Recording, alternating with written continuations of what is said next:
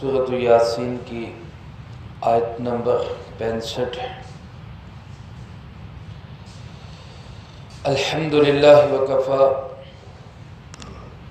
وسلام علی عبادہ الذین اصطفی، خصوصاً علی سید الرسل وخاتم الانبیاء وعلى آلہ واصحابہ الاتقیاء۔ اما بعد فاعوذ باللہ من الشیطان الرجیم، بسم اللہ الرحمن الرحیم۔ اليوم نختم على أفواههم وتكلمنا أيديهم وتشهد أرجلهم بما كانوا يكسبون، ولو نشاء لطمسنا على أعينهم فاستبقوا الصراط فأنى يبصرون، ولو نشاء لمسخناهم على مكانتهم فما استطاعوا مضيا ولا يرجعون، ومن نعمره ننكسه في الخلق أفلا يعقلون۔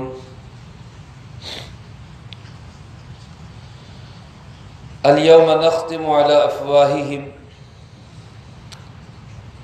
آج ہم مہر لگا دیں گے ان کے منہوں پر، وَتُكَلِّمُنَا أَيْدِيهِمْ، اور کلام کریں گے ہم سے ان کے ہاتھ، وَتَشْهَدُ أَرْجُلُهُمْ، اور گواہی دیں گے ان کے پاؤں، بِمَا كَانُوا يَكْسِبُونَ، اس وجہ سے کہ یہ کیا کچھ کرتے رہے۔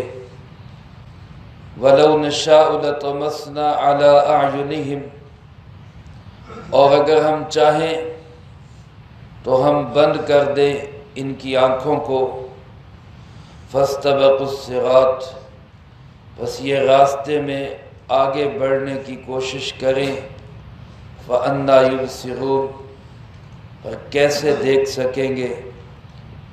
وَلَوْ نَشَاءُ لَمَسَخْنَاهُمْ عَلَىٰ مَكَانَتِهِمْ، اور اگر ہم چاہیں تو ہم ان کو مسخ کر دیں ان کی جگہوں پر ہی، فَمَا اسْتَطَاعُوا مُضِيًّا، بس یہ طاقت نہ رکھیں آگے بڑھنے کی، وَلَا يَرْجِعُونَ، نہ ہی واپس لوٹنے کی۔ وَمَن نُعَمِّرْهُ نُنَكِّسْهُ فِي الْخَلْقِ، اور جس کو ہم جتنی زیادہ عمر دیتے ہیں اس کو اتنا ہی الٹا دیتے ہیں پیدائش میں۔ افلا یعقلون، کیا یہ لوگ عقل حاصل نہیں کرتے؟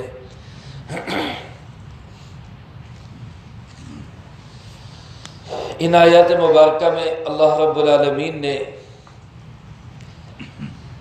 آخرت کے مناظر میں سے ایک اور جھلکی پیش کی ہے،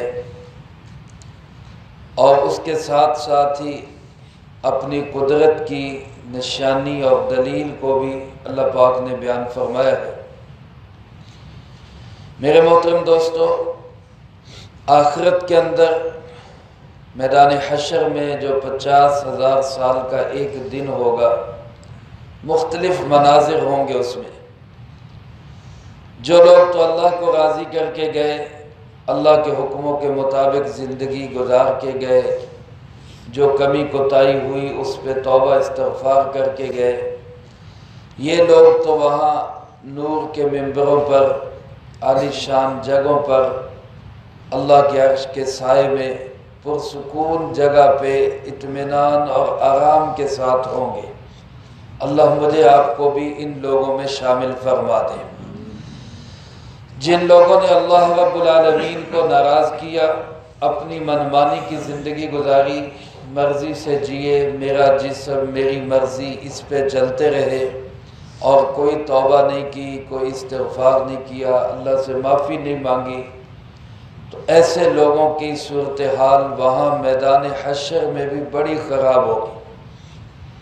ایسے ہی کچھ لوگوں کے مناظر کی ایک جھلکی اللہ پاک نے یوں بیان فرمائی کہ قیامت کے دن ایک موقع ایسا آئے گا کہ یہ مجرم لوگ یہ کافر لوگ، یہ بے ایمان لوگ، شرک کرنے والے لوگ، یہ اپنے بدعملیوں کا انکار کر دیں گے اور قسم اٹھا کے کہیں گے واللہ ربنا ما کننا مشرکین، اللہ کی قسم جو ہمارا پروردگار ہے، ہم نے تو کبھی شرک کیا ہی نہیں، ہم نے تو کبھی شرک کیا ہی نہیں، مکر جائیں گے اور کہہ دیں گے کہ یا اللہ یہ جو تیرے فرشتوں نے لکھا ہے یہ غلط لکھا ہے، ہم نے نہیں ایسا کوئی بھی کام کیا، یہ برائیاں ہمارے ذمے خام خواہ کا الزام لگا ہوا ہے۔ تو روایات میں آتے ہیں کہ اللہ پاک گواہی کے طور پر اس جگہ کو پیش کریں گے جس جگہ پہ گناہ کیا گیا ہوگا، اس زمین کے خطے اور ٹکڑے کو پیش کریں گے، یہ انکار کر دیں گے کہ یا اللہ ہم اس کی گواہی نہیں مانتے۔ پتھروں کو، درختوں کو پیش کیا جائے گا، ان چیزوں کو پیش کیا جائے گا جو گناہ کے وقت دائیں بائیں تھی، شرک اور کفر کے وقت ان کے قریب تھی، وہ چیزیں آ کے گواہی دیں گی۔ حدیث پاک میں آتا ہے نا، جب بندہ کوئی مؤذن اذان دیتا ہے تو فرمایا کہ اس کی اذان کی آواز جہاں جہاں تک جاتی ہے، جو درخت سنتا ہے، جو پتھر سنتا ہے، جو مٹی کا ڈھیلا سنتا ہے، جو کوئی بھی اللہ کی مخلوق اور چیز سنتی ہے، تو یہ قیامت کے دن اس کے ایماندار ہونے کی گواہی دے گی۔ جیسے یہ چیزیں ایمان کی گواہی دیں گی، اسی طرح یہ چیزیں گناہ کی بھی گواہی دیں گی۔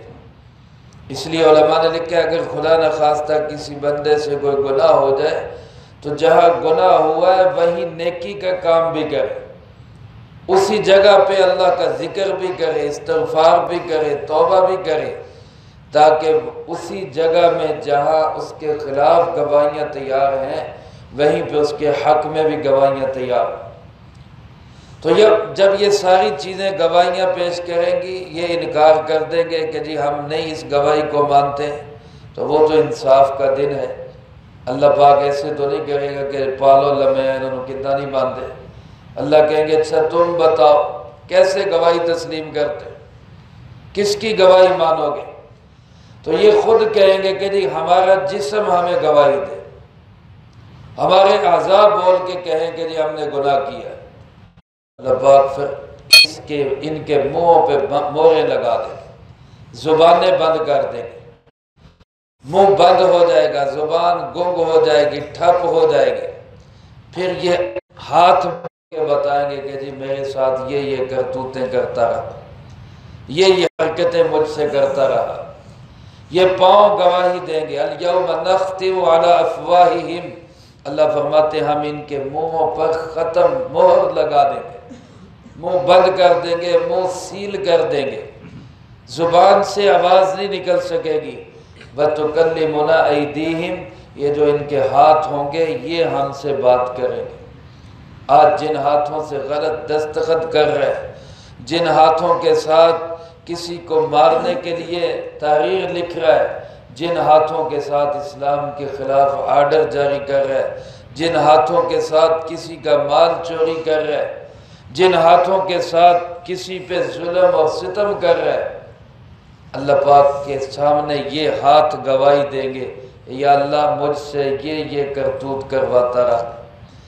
اور فرمایا وَتَشْهَدُ أَرْجُلُهُمْ، پاؤں گواہی دیں گے کہ کہاں کہاں چل کے جایا کرتا تھا، کس کس جگہ مجھے لے کر گیا ہے، کہاں جا کے ظلم کروائے، کہاں جا کے گناہ کروائے، کہاں جا کے تیری نافرمانیاں کی، یہ پاؤں بول کے بتائے۔ دوسری جگہ سورۃ حامیم السجدہ میں اللہ پاک ارشاد فرماتے ہیں جب میرے سامنے آئیں گے تو پھر ان کی جسم کے چمڑے بول کے گواہیاں دیں گے، جسم کے کھال بولے گے، تو یہ ان کو کہے گا کس نے تمہیں بولنے پہ، کس نے تمہیں قادر کر دیا، تمہیں کس نے قوت گویائی دے دی، بولنے کی طاقت تمہارے اندر کس نے رکھ دی؟ تو وہ یہ اعضاء بول کے کہیں گے انطقنا اللہ الذی انطق کل شیء، ہمیں بھی بولنے کی طاقت اسی اللہ نے دی ہے جس اللہ نے زبان کو بولنے کی طاقت، جس نے سب کو بولنے کی طاقت ہے۔ زبان بھی تو گوشت کا ایک ٹکڑا ہی ہے، یہ بھی گوشت ہی ہے، اور یہ بولتا ہے، اس میں سے آواز نکلتی ہے، تو اس اللہ کو کیا مشکل ہے وہ کان کو بلوا دے، وہ آنکھوں کو بلوا دے، وہ جسم کے کھال کو قوت گویائی دے دے، وہ ہاتھوں کو بولنے کی طاقت دے دے، وہ پاؤں کو بولنے کی طاقت دے دے۔ وہ اللہ قادر مطلق ہے، وہ ان اعضاء کو بولنے کی طاقت دے۔ تو یہ اعضاء بول کے بتائیں گے بما کانوا یکسبون، یہ مجھ سے کیا کیا کسب کرتا رہا۔ بندہ کہے گا کہ میں تو تمہیں بچانے کے لیے مقرر تھا، میں تو اس لیے مقرر تھا کہ تمہیں سزا نہ ہو، تمہیں جہنم کی آگ میں نہ جلنا پڑے، جب تم ہی میرے خلاف ہو گئے ہو تو پھر اب بھگتو، جو ہوگا دیکھا جائے۔ میرے محترم دوستو، یہ جو ہمارے اعضاء ہے، یہ ہمارے امانت، اللہ کی طرف سے دی ہوئی امانت ہے، ہمارے نہیں ہے، ہم مالک نہیں ہیں اس کے۔ اس لیے علماء نے لکھا ہے ہم اپنے اعضاء کسی کو دے نہیں سکتے۔ لوگ کہتے ہیں یہ آنکھ کی ہدیہ کر گیا، فلاں نے گردہ دے دیا، فلاں، ایک صرف خون کی بوتل، خون دینے کی اجازت دی علماء نے، وہ بھی بامر مجبوری، بقدر ضرورت۔ باقی جسم کا کوئی عضو، کوئی بندہ کسی کو دے نہیں سکتا، کیونکہ ہم مالک نہیں ہیں۔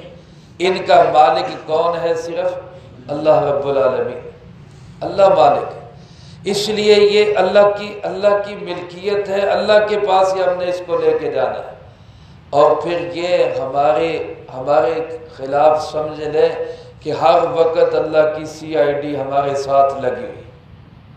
اللہ کا دھیان یہی دھیان ہے، اللہ کا ڈر کیا ہے؟ یہی اللہ کا ڈر ہے کہ بندہ کچھ بھی کرنے سے پہلے تھوڑی دیر کے لیے سوچ لے کہ میرا اللہ مجھے دیکھ رہا ہے، وہ میرے اس عمل سے کہیں ناراض نہ ہو جائے۔ یہی تقویٰ۔ اللہ پاک فرماتے ہیں اس وقت پھر جب ان سے کچھ نہیں بن پڑے گا، پھر اعتراف کریں گے یا اللہ غلطی ہو گئی، ایک دفعہ معاف کر دے، دوبارہ نہیں کریں گے، لیکن پھر موقع نہیں ملے گا۔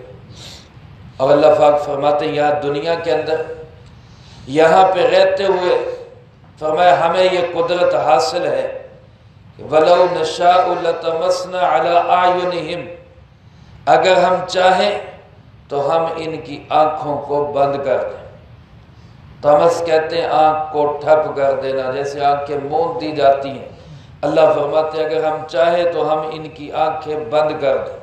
یہاں دنیا کے اندر قوم لوط پہ جب عذاب آیا اور حضرت لوط علیہ السلام کے گھر میں فرشتے نوجوان لڑکوں کی شکل میں مہمان بن کے آئے، قوم کے لوگوں کو پتہ چلا وہ نوجوان لڑکوں کے ساتھ بدفعلیاں کرنے والے اوباش اور بدماش تھے۔ ان کو جب پتہ چلا کہ اللہ کے نبی کے گھر میں مال آیا ہوا ہے تو اللہ کے نبی کی بھی پرواہ نہیں کی اور گھر پہ چڑھ دوڑے۔ تو وہاں قرآن کریم نے فرمایا جب انہوں نے اللہ کے نبی کے گھر کی دیواریں پھلانگنے کی کوشش کی تو فَطَمَسْنَا أَعْيُنَهُمْ، ہم نے ان کی آنکھیں ٹھپ کر دی۔ دنیا میں ہی اللہ نے اندھے کر دیا۔ تو اللہ فرماتے ہیں اگر ہم یہاں دنیا کے اندر ان کی آنکھیں بند کر دیں، ٹھپ کر دیں، اندھا کر دیں ان کو، تو فَاسْتَبَقُوا الصِّرَاطَ، یہ راہ میں چلتے ہوئے آگے کو بڑھیں گے، لیکن فَأَنَّىٰ يُبْصِرُونَ، یہ دیکھ نہیں سکیں۔ اس وقت میرے دوستو ہماری آنکھ کے اندر جو دیکھنے کی قوت رکھی ہے وہ کس نے رکھی ہے؟ اللہ پاک نے رکھی۔ یہی آنکھ ہوگی جب روح نکل جائے گی، یہ آنکھ دیکھ نہیں سکے گی۔ تو اللہ کا امر چلتا ہے۔ یہاں دنیا میں رہتے ہوئے انسان دیکھتا ہے کہ بعض اوقات کوئی حادثہ ہوا، کوئی چوٹ لگی، کوئی ایسا مسئلہ بنا، آنکھوں کی روشنی ختم ہو گئی، بینائی ختم ہو گئی، اب وہ آنکھیں موجود ہیں لیکن دیکھ نہیں پا رہا۔ تو اللہ فرماتے ہیں ہمیں تو قدرت حاصل ہے، ہم چاہیں تو یہاں دنیا میں آنکھیں بند کر دیں۔ اور دوسرا فرمایا وَلَوْ نَشَاءُ لَمَسَخْنَاهُمْ عَلَىٰ مَكَانَتِهِمْ، اگر ہم چاہیں تو ہم ان کو ان کی جگہوں پہ مسخ کر دیں۔ مسخ کا معنی شکل بگڑ جائے۔ کتنی قومیں ایسی جن کو اللہ نے بندروں اور خنزیروں کی شکل میں بدل دیا۔ پہلے زمانے کے اندر ایسی قومیں گزری، اور حدیث پاک میں آتا ہے کہ میری امت کے بھی ایک طبقے کے اندر ایسا ہوگا۔ میری امت کے ایک طبقے میں بھی فرمایا وہ لوگ ہوں گے جو رات کو رقص و سرود کی محفل سجائیں گے، گانا بجانا، شراب، موسیقی، نام بدل کر، حجتیں کر کے اور ان کو شرعی اعتبار سے جائز قرار دے کر وہ ان کاموں کے اندر لگے ہوں گے۔ فرمایا رات کو سوئیں گے تو انسان ہوں گے، صبح اٹھیں گے تو بندر اور خنزیر بن چکے ہوں گے۔ اللہ ہمیں معاف فرمائے۔ تو اللہ چاہے تو وہ مسخ بھی کر سکتا ہے، اور مسخ کا دوسرا معنی کہ میں ان کو جام کر دوں، پتھر کا بنا دوں۔ اگر میں چاہوں تو میں ان کو اسی وقت پتھر بنا دوں، بت بنا دوں، مجسمے بنا دوں، اور یہ اپنی جگہ سے حرکت بھی نہ کر سکیں۔ فَمَسْتَطَاعُوا مُضِيًّا، بس یہ آگے بھی نہ جا سکیں، وَلَا يَرْجِعُونَ، اور پیچھے بھی نہ واپس آ سکیں۔ اور ایسا بھی اللہ پاک نے کیا ہے۔ صفا اور مروہ دو پہاڑوں کا نام ہے مکہ مکرمہ کے اندر، بیت اللہ کے قریب جہاں پہ سعی ہوتی ہے۔ یہاں صفا پہ اور مروہ پہ دو بت پڑے ہوئے تھے، ایک کا نام اصاف تھا، ایک کا نام نائلہ تھا، اور مشرکین عرب ان دونوں بتوں کی پوجا کرتے تھے۔ در حقیقت یہ بت کون تھے؟ یہ ایک مرد اور عورت تھے جنہوں نے اللہ کے گھر کے اندر زنا کیا تھا۔ اللہ نے ان کو اسی وقت پتھر کے مجسمے بنا دیے۔ لیکن بدقسمتی دیکھیں انسان کی، یہ پتھر کے مجسمے جو عبرت کے لیے صفا اور مروہ پہ رکھے گئے تھے تاکہ لوگ اس سے عبرت حاصل کریں، شیطان نے لوگوں کو انہی کی عبادت کے اوپر لگا دیا کہ ان کی عبادت کرو۔ کس قدر انسان کی جہالت ہے اور جاہلیت ہے۔ اللہ ہم سب کو ایسے کاموں سے معاف فرمائے۔ تو یہ اللہ پاک کو قدرت ہے، وہ دنیا میں کھڑے کھڑائے انسان کو، چلتے پھرتے انسان کو پتھر کا بت بنا دے، اس کو قدرت حاصل ہے۔ اللہ فرماتے اگر ہم چاہیں ہم ایسا کر دیں، نہ یہ آگے بڑھ سکے نہ یہ پیچھے ہٹ سکے، یہ ہمیں قدرت حاصل ہے۔ اور پھر فرمایا کہ ہماری قدرت کا اگر منظر دیکھنا ہو تو دور جانے کی ضرورت نہیں، اپنے جسموں میں دیکھو۔ من نعمرہ ننکسہ فی الخلق، جس کو ہم جتنی زیادہ عمر دیتے ہیں اس کو ہم ابتدائی پیدائش کی طرف اتنا ہی لوٹا دیتے ہیں۔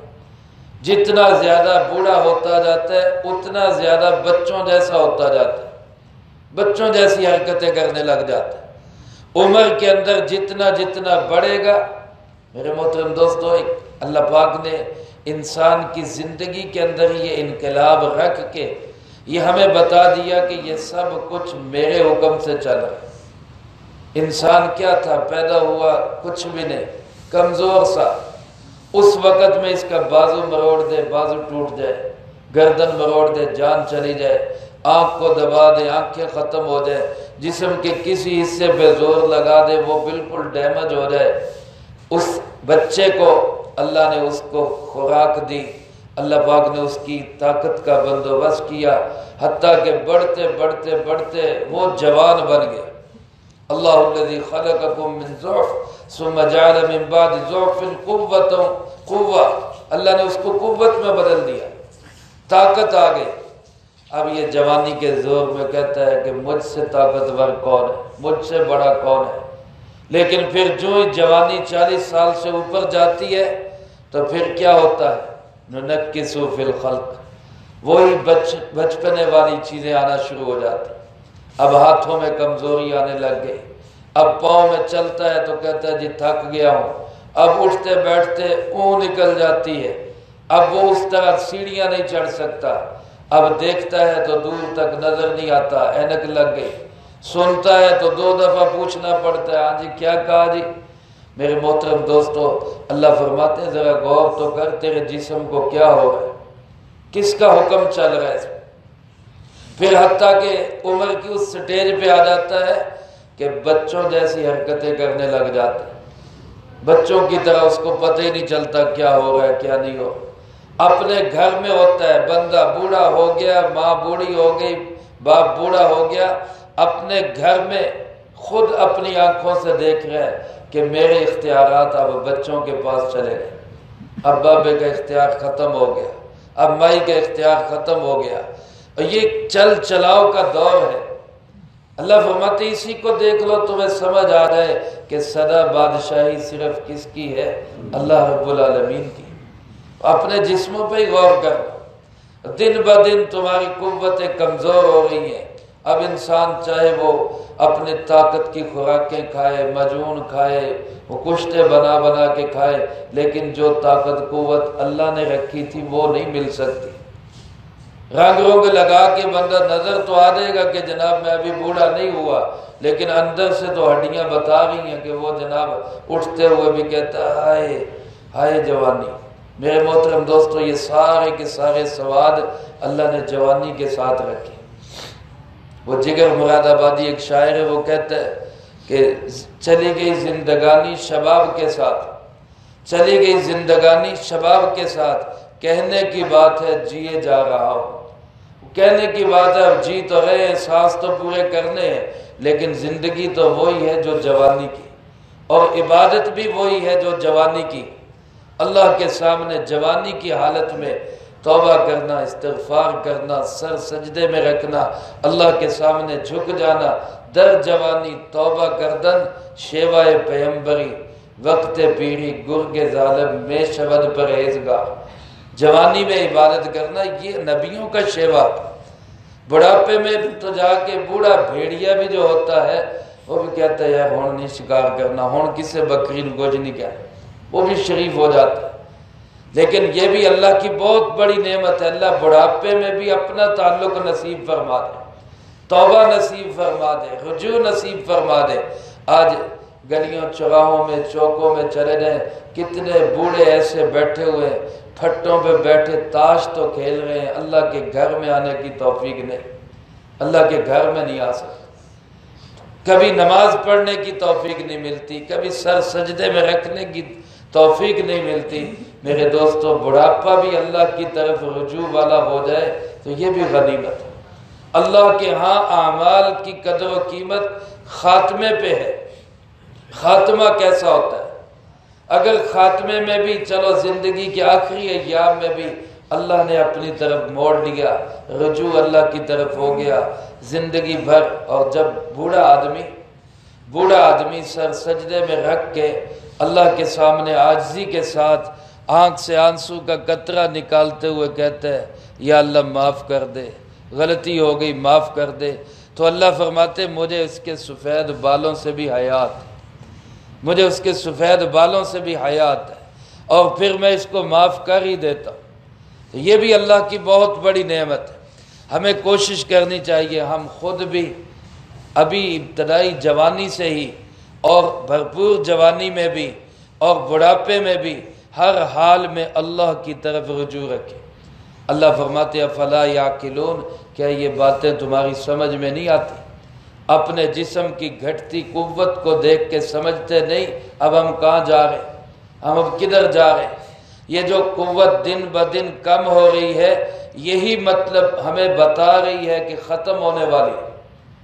اب موبائل میں بیٹری ہوتی ہے 100% ہے، اب کتنی ہو گئی؟ اب جناب 95 رہ گئی، اب کتنی ہو گئی؟ اب 80 رہ گئی، اب 60 رہ گئی، اب 15 رہ گئی، پھر وہ ریڈ ہو جاتی ہے کہ جناب اب ختم ہونے والی ہے۔ یہ ہمیں بتا رہا ہے کہ جناب بیٹری مکنے والی ہے، یہ بڑھاپا ہمیں بتا رہا ہے بیٹری ختم ہونے والی ہے، اور اس بیٹری کا چارج بھی کوئی نہیں، جانا ہی ہے واپس۔ تو اس جانے سے پہلے ہم توبہ کیوں نہ کریں، اللہ سے معافی کیوں نہ مانگ لیں؟ تو یہ بڑھاپا بھی، قوتوں کا کمزور ہونا بھی اللہ کی قدرت کی نشانی ہے۔ اللہ فرماتے ہیں افلا یعقلون، کیا اس سے سمجھتے نہیں؟ اچھا وہ چاہے تو 1 منٹ میں ختم کر دے، وہ 1 منٹ میں بیٹری ڈیڈ کر دے، آنکھیں بند کر دے، اوپر ابھی بتایا جسم سارا ایک دم ختم کر دے، لیکن یہ بھی اس کی رحمت ہے، وہ ایک دم نہیں ختم کرتا، وہ تھوڑا تھوڑا کر کے ختم کر رہے تاکہ ہم اس کی طرف واپس آ رجوع کر لیں اس کی طرف۔ تو میرے بھائیوں یہ بہت بڑی نشانی ہے ہمارے جسموں کے اندر۔ اللہ ہمیں اس نشانی سے سبق حاصل کرنے کی توفیق نصیب فرمائے اور اپنی ذات کی طرف رجوع نصیب فرمائے، اور مجرموں کی صف میں کھڑے ہونے کی بجائے اللہ ہمیں قیامت کے دن اپنے نیک اور مومن بندوں کی صف میں جگہ نصیب فرمائے۔ جو کہا سنا اس کو زندگی میں لا کے اللہ پاک دوسروں تک پہنچانے کی توفیق عطا فرما۔ اللہم انت السلام ومنک السلام تبارک ربنا وتعالیت یا ذا الجلال والاکرام۔ اللہم اعنا علی ذکرک وشکرک وحسن عبادتک۔ اللہم احسن عاقبتنا فی الامور کلها واجرنا من خزی الدنیا وعذاب الآخرہ۔ اللہم باقیتا کباقیت الولید۔ اللہم استر عوراتنا وآمن روعاتنا۔ اللہم انا نجعلک فی نحورہم ونعوذ بک من شرورہم۔ اللہم اکفنا بحلالک عن حرامک واغننا بفضلک عمن سواک۔ اللہم اکفنا کل مہم من حیث شئت ومن این شئت۔ رب اغفر وارحم وانت خیر الراحمین۔ رب ارحمہما کما ربیانی صغیرا۔ ربنا هب لنا من ازواجنا وذریاتنا قرۃ اعین واجعلنا للمتقین اماما۔ اے مولا کریم، اس پورے ہفتے میں جتنا درس قرآن ہوا، ان طلباء عزیز نے جو پڑھائی کی، طالبات نے جو پڑھائی کی، اور اے اللہ ان احباب نے جو جو اعمال کیے، اے اللہ پاک ہر ایک کے ہر عمل کو اپنی بارگاہ میں قبول فرما۔ اے اللہ پاک ان تمام مقبول اعمال کا اجر و ثواب ہمارے پیارے آقا جناب محمد کریم خاتم النبیین صلی اللہ علیہ وسلم کو پہنچا۔ آپ علیہ السلام کو ہم سب کی طرف سے بہترین جزائے خیر نصیب فرما۔ آپ کے توسل سے تمام انبیاء، تمام صحابہ، تمام اہل بیت، ازواج مطہرات، بنات اطہار، نبی پاک صلی اللہ علیہ وسلم کی امت کے وہ تمام لوگ جو اس دنیا سے جا چکے، جو موجود ہیں، جو قیامت تک آئیں گے، اللہ سب کو اس کا اجر و ثواب نصیب فرما۔ بالخصوص حاضرین مجلس اور سامعین میں سے جن کے جو عزیز و اقارب، رشتہ دار، دوست، احباب، اساتذہ، مشائخ، والدین اس دنیا سے چلے گئے، اے اللہ ان سب کو اس کا اجر و ثواب نصیب فرما۔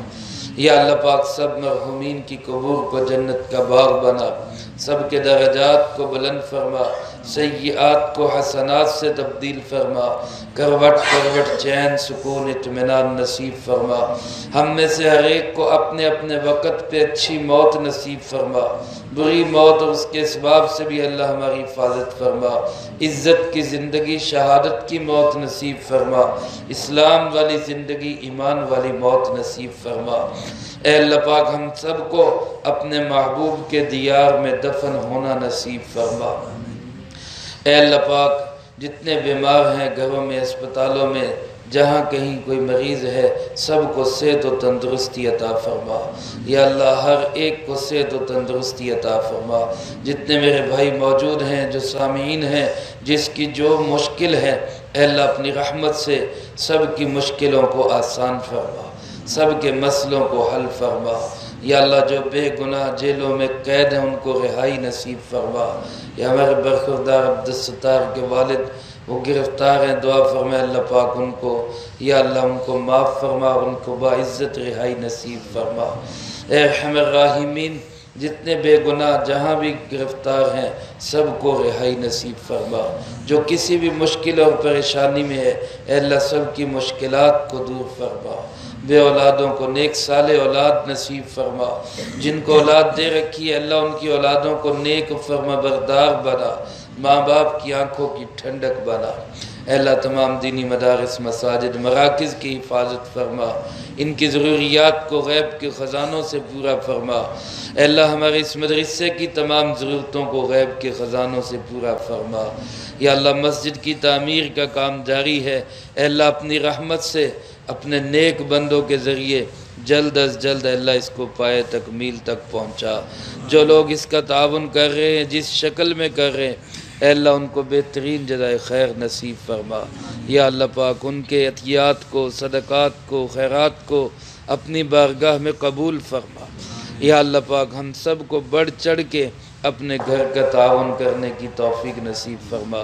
ربنا تقبل منا انک انت السمیع العلیم وتب علینا انک انت التواب الرحیم وصلی اللہ علی النبی الکریم وعلی آلہ واصحابہ اجمعین برحمتک یا